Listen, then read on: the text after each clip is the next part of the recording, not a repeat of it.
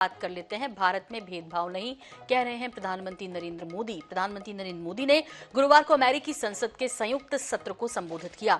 उन्होंने आर्थिक विकास, Covid vaccination और महिला सशक्तिकरण के मामले में भारत की उपलब्धियों को गिनाया। इससे पहले अमेरिकी राष्ट्रपति ने व्हाइट हाउस में पीएम मोदी का भव्य स्वागत भी किया। दोनों नेताओं के बीच द्विपक्षीय बातचीत भी हुई। पहले व्हाइट हाउस, फिर संसद के दोनों सत्रों को संबोधित किया। प्रधानमंत्री नरेंद्र मोदी ने अल्पसंख्यकों के साथ भेदभाव और मानवाधिकारों के उल्लंघन को लेकर कहा कि भारत एक लोकतंत्र है और जाति, पंथ, धर्म के आधार पर किसी भी तरह का कोई भेदभाव नहीं होता। प्रधानमंत्री नरेंद्र मोदी से भारत में अल्पसंख्यकों के साथ भेदभाव और मानवाधिकारों के उल्लंघन का सवाल पूछा गया। इस पर उन्होंने कहा कि जब हम लोकतंत्र की बात करते हैं तो अगर मानवीय मूल्य नहीं है, मानवता नहीं है और मानवाधिकार नहीं है तो फिर वो डेमोक्रेसी कैसे हुई। हम लोकतंत्र को जीते हैं। भारत में किसी भी तरह का भेदभाव नहीं होता।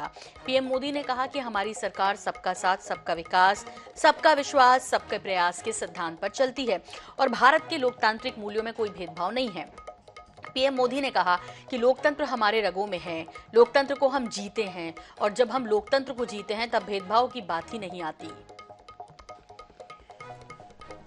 तो पूछे गए सवाल के जवाब में प्रधानमंत्री नरेंद्र मोदी ने ये जवाब दिया। उन्होंने कहा कि हम लोकतंत्र को जीते हैं और यदि लोकतंत्र हमारी रगों में है तो फिर भेदभाव का सवाल ही नहीं उठता।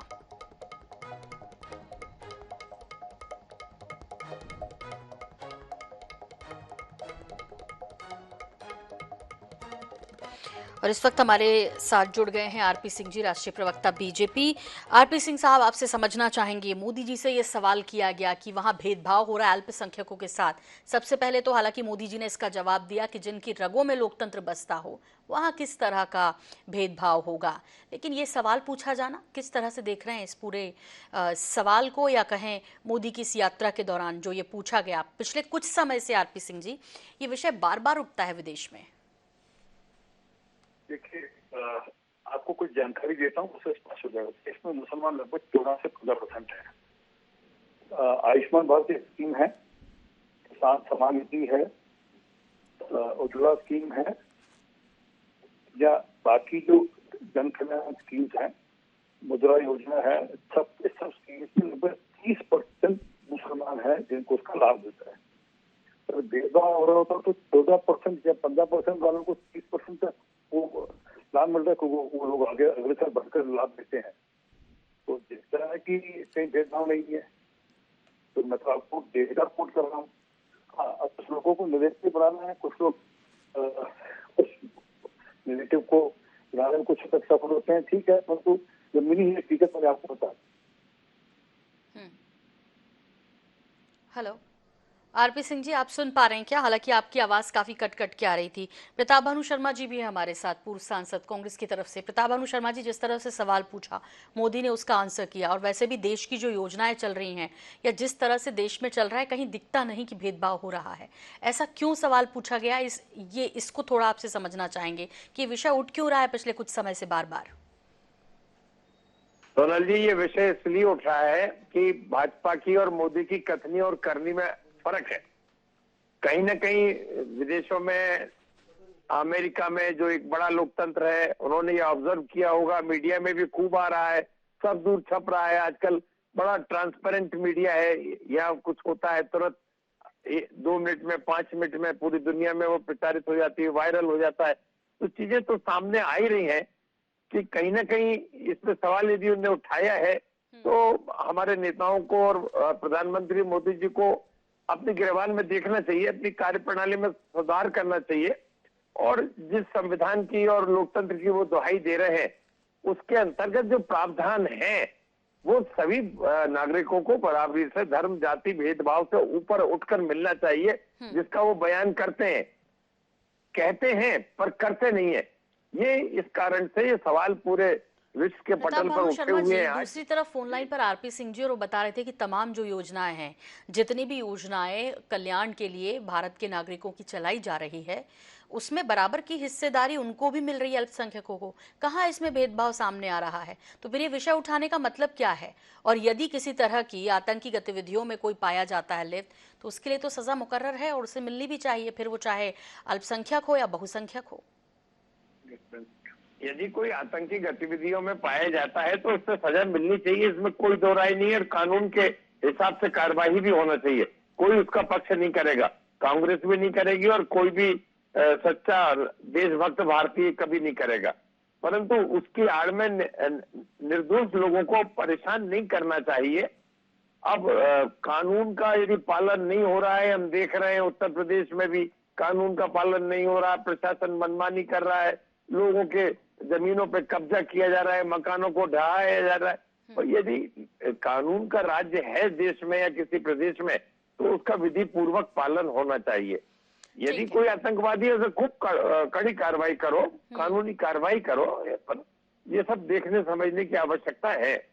और यदि उन्होंने कहा सबको लाभ मिल रहा है, सबको मिल रहा है, उसमें कोई बात ही नहीं है। सबका साथ सबका विकास कहते हैं। एग्री कर रहे हैं प्रताप भानु शर्मा जी की इस बात से कि चुन चुन कर कार्रवाइयां की जा रही हैं, तो इस पर सवाल क्यों नहीं उठना चाहिए? और पूरी दुनिया की मीडिया ये देख रही है, सवाल तो पूछा जाएगा। सॉरी, ये उन्होंने उत्तर प्रदेश का उदाहरण लिया जी, क्योंकि जानकारी में उत्तर प्रदेश में कभी किसी भेदभाव से कोई एक्शन नहीं होता। जो आतंकी घटना में जहाँ जो गैंगस्टर्स हैं वो सब कार्रवाई एक जैसी होती है। उनके अगर मकान इलीगल है, अनऑथराइज है, उन्होंने अनऑथराइज प्रॉपर्टी बना रखी है तो उनको अनुसार कार्रवाई होती है। परंतु जो मैंने पहले कहा था कि 15% पॉपुलेशन भी 30% तक बेनिफिट लेती होगी गवर्नमेंट ऑफ इंडिया की स्कीम का, मैंने आपको एक स्कीम बनाई और लगभग सब स्कीम्स में 30% बेनिफिट है। तो दिखता है कि कहीं भेदभाव नहीं है। अब क्योंकि के समय में गांव में बिजली जाती तो पहले पूछा जाता था कि तुम मुसलमानों का गाँव है या हिंदुओं का गाँव है। आज तो पूछा नहीं जाता। आज तो हिंदुओं, मुसलमानों, क्रिश्चियनों, सिख, ईसाई सबके गांव में बिजली जाएगी तो जाएगी। घर पे नलका लगेगा तो हर किसी के घर पे नलका लगेगा, कुछ पूछ करने लगेगा। और किसी के सिर पे छत दी जा रही है और उसका एडवांटेज मिल रहा है तो सबको मिल रहा है। जी आरपी सिंह जी, लेकिन जिस तरह से माहौल देश में बना पिछले कुछ समय से, धर्म के नाम पर ज्यादा प्रचार प्रसार होने लगा, धर्म की बात होने लगी, कहीं ये वजह तो नहीं है कि अब लगने लगा है कि नहीं एक धर्म विशेष की राजनीति कर रहे हैं और इसीलिए सवाल पूछा गया? देखिए, धर्म और मजहब के अंदर फर्क समझेंगे तो आपको सब समझ लग जाएगा। कुछ लोग माफी चाहता हूँ, धर्म और मजहब में फर्क नहीं समझ पा रहे। हमारे देश का एक धर्म है, धर्म तो एक सांस्कृतिक धर्म है, वो एक अपनी जगह। मजहब सबके अलग अलग हो सकते हैं। अपने मजहब की जो कार्य पद्धति है उसके अनुसार से सबको छूट है, उसके अनुसार से सबको छूट है ऑलरेडी।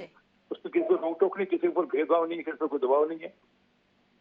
जी प्रताप भानु शर्मा जी, एक सवाल आपसे भी बनता है, बार बार राहुल गांधी जब विदेश जाते हैं तो भारत की बात करते हैं, क्या आपको ये ठीक लगता है? यदि आपको ये लगता है कि भारत की बात भारत में होनी चाहिए तो विदेशों में फिर जाने के करने की क्या जरूरत है? उसके बाद हमारे देश के प्रधानमंत्री जब जाते हैं तो सवाल उनसे पूछा जाता है, ये ठीक लगता है?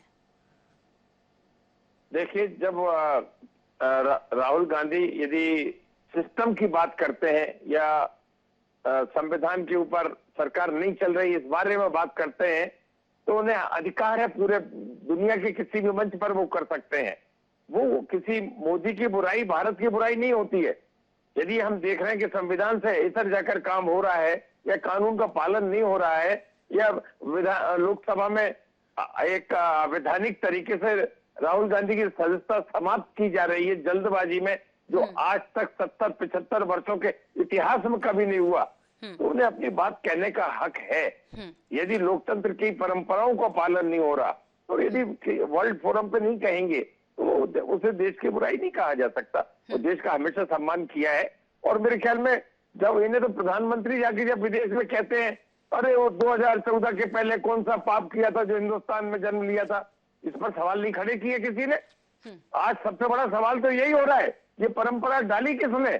कभी कांग्रेस के नेताओं ने, कांग्रेस के प्रधानमंत्री ने बाहर जाके इस तरह की बातों का बयान नहीं किया। आरपी सिंह जी, बहुत संक्षेप में। उनके सदस्य के कोर्ट ने खत्म किया, भाजपा ने कोर्ट के फैसले को मान्य नहीं करना। समझ क्या कि राजशाही हैं, ये लोग राजा हैं, इनको लगता है कि हम सबसे ऊपर हैं, कोर्ट से, पार्लियामेंट से सबसे ऊपर हैं। और दूसरी बात, अभी हाल में राहुल गांधी विदेश गए थे, कैम्ब्रिज यूनिवर्सिटी में जाकर कहते हैं कि सिख बच्चे को तुम सेकंड क्लास सिटीजन हो देश के अंदर।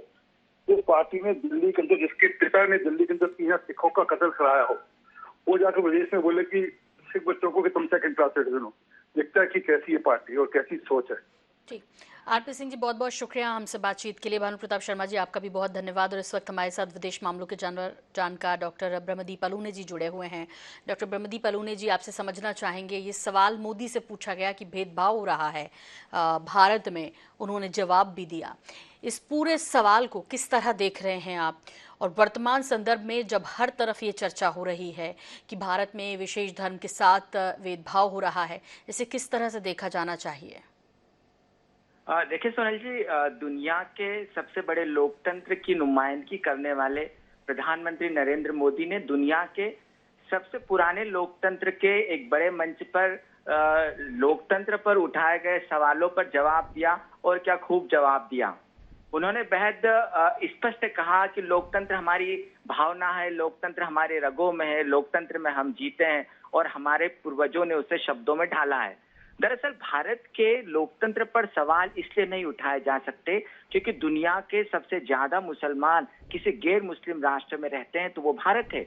और दूसरी बात है कि जो हमारे देश में चाहे किसी भी पार्टी की सत्ता हो, लेकिन हमारा देश जो है वो संविधान पर चलता है। सवाल इसलिए भी नहीं उठाए जाने चाहिए क्योंकि इस देश में जो अल्पसंख्यक है वो इस देश के प्रेसिडेंट बने, इस देश में सुप्रीम कोर्ट के न्यायाधीश रहे। शायद ही कोई ऐसा पद होगा जहां पर देश के अल्पसंख्यक नहीं रह सकते, क्योंकि वो हासिल नहीं कर सकते, क्योंकि वे आम शहरी की तरह जीते हैं। तो दुनिया में यदि लोकतंत्र पर सवाल उठाए जाते हैं तो भारत पर कम से कम नहीं उठाए जा सकते, क्योंकि भारतीय हमने देखा है कि पिछले आजादी के 8वां दशक चल रहा है, लेकिन 5 वर्षों के बाद शांतिप्रिय तरीके से सत्ता हमारे यहाँ पर हस्तांतरण होती है। और हमने अमेरिका में देखा है, जहाँ पर जब बाइडेन चुनाव जीतकर आए तो ट्रंप के जो समर्थक थे उन्होंने वहां की संसद पर हमला कर दिया। भारत में कभी लोकतंत्र पर ऐसा हमला नहीं हुआ है। तो जो लोग भारत के लोकतंत्र पर सवाल उठाते हैं, जो लोग धार्मिक अल्पसंख्यकों की बात करते हैं, जो लोग यहाँ पर जीवन और मूल्यों की बात करते हैं, दरअसल वो भारतीय लोकतंत्र को समझते ही नहीं है, भारतीय लोकतंत्र की गहराई को जानते ही नहीं है। और नरेंद्र मोदी जी ने अमेरिका में बहुत बेहतरीन जवाब प्रस्तुत किया है। सोनल जी, बहुत बहुत शुक्रिया डॉक्टर ब्रह्मदीप अलूने जी हमसे जोड़ने के लिए। और एक प्रतिक्रिया भी है प्रधानमंत्री की इस सवाल के जवाब में, वो भी आपको सुनवाते हैं। और अमेरिका दोनों के डीएनए में लोकतंत्र है।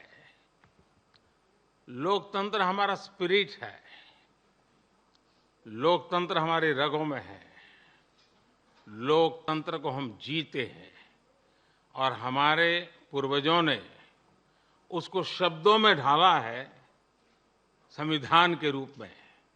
और हमारी सरकार लोकतंत्र के मूलभूत मूल्यों को आधार लेकर के बने हुए संविधान के आधार पर चलती है। और हमारा संविधान और हमारी सरकार, और हमने सिद्ध किया है डेमोक्रेसी कैन डिलीवर। और जब मैं डिलीवर कहता हूं तब कास्ट, क्रीड, रिलीजन, जेंडर, किसी भी भेदभाव को वहां जगह नहीं होती है। भारत में सरकार के जो बेनिफिट्स हैं वो एक्सेस टू ऑल है, जो भी उसके हकदार हैं उन सबको मिलते हैं। इसलिए भारत के लोकतांत्रिक मूल्यों में कोई भेदभाव नहीं है, न धर्म के आधार पर, न जाति के आधार पर, न उम्र के आधार पर, न भूभाग के आधार पर।